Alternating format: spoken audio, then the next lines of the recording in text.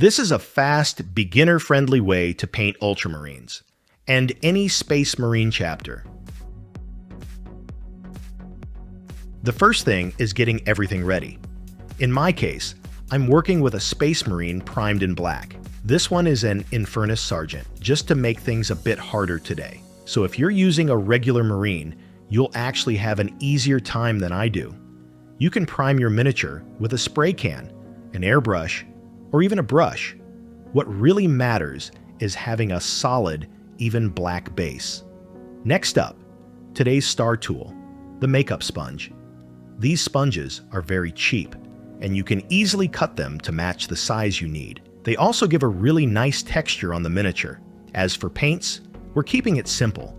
We'll use a mid-tone blue as our base color, a slightly lighter blue for highlights, some metallic paint like lead belcher, a black wash such as Nuln Oil, and a fine detail brush for things like eyes or edge details. This technique works great with very few resources, and it can honestly save you a lot of time when you've got a full army waiting to be painted. Now we get to the fun part. Lightly load your makeup sponge with Macragge Blue, then dab off the excess on a paper towel or a napkin. From here, we're just gently tapping the miniature. Short, controlled taps. No dragging the sponge across the surface.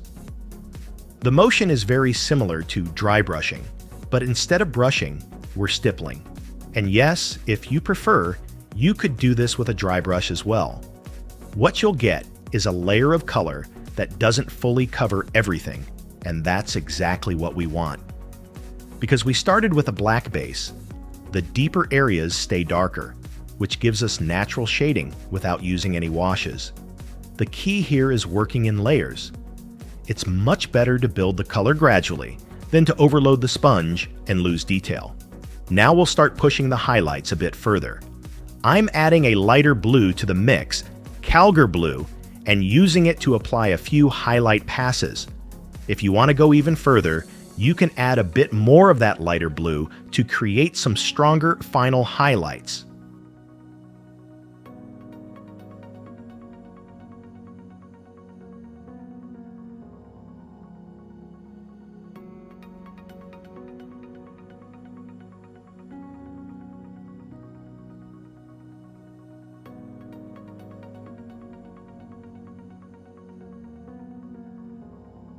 Once this second layer is dry, we can add a bit more depth.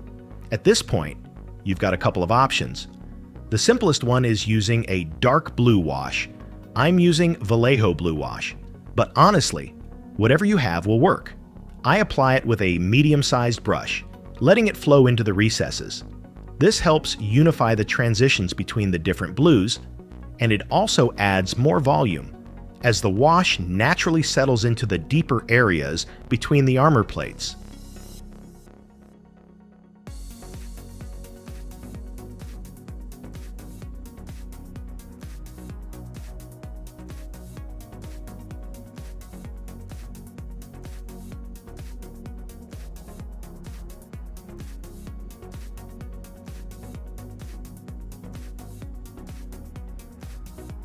Now it's time to move on to the details.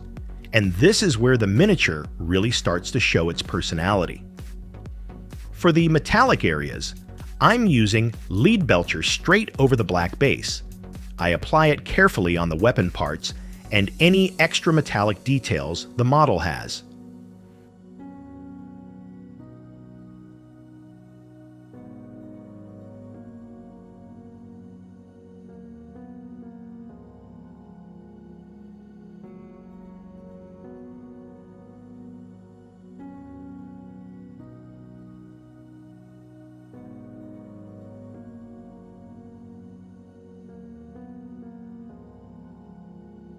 Next, we'll paint the chest Aquila and the trim on the shoulder pads. This Marine belongs to the second company, so everything here goes gold. I'm using Retributor armor from Citadel.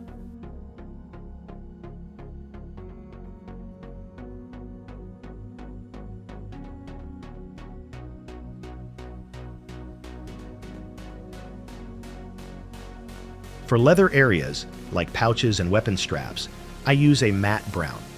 I'll also add some red for weapon details and the purity seal, plus a small touch of golden olive for variety.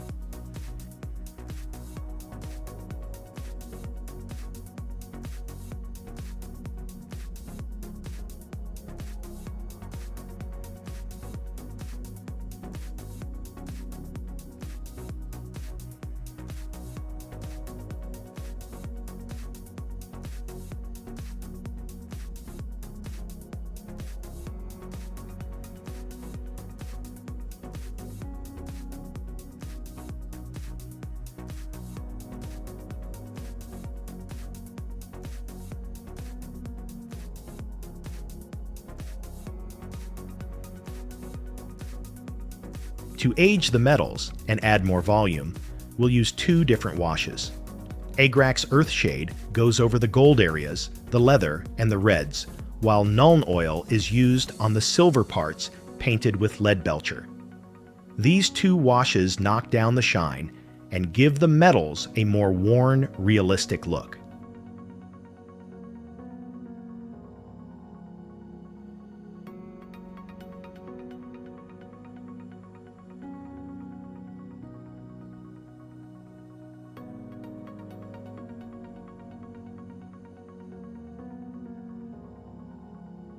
This next step is completely optional, but if you spend a bit more time here, you can really push the miniature to the next level.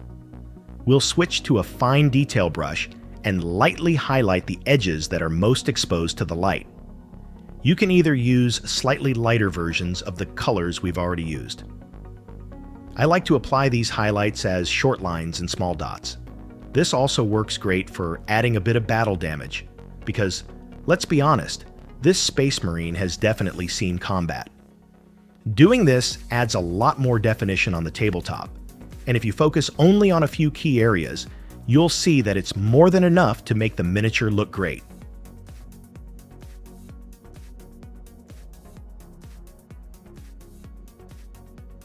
And there you have it, a fully painted Ultramarine, done with a fast, simple, and beginner-friendly technique. The best part is that this method is perfect for batch painting. You can easily paint 10 or even 15 Marines in a single afternoon without losing your mind in the process. Not all of us have the time or the patience for endless layers, highlights, and glazing, and that's completely fine. And remember, there are no badly painted miniatures, only miniatures that need more paint.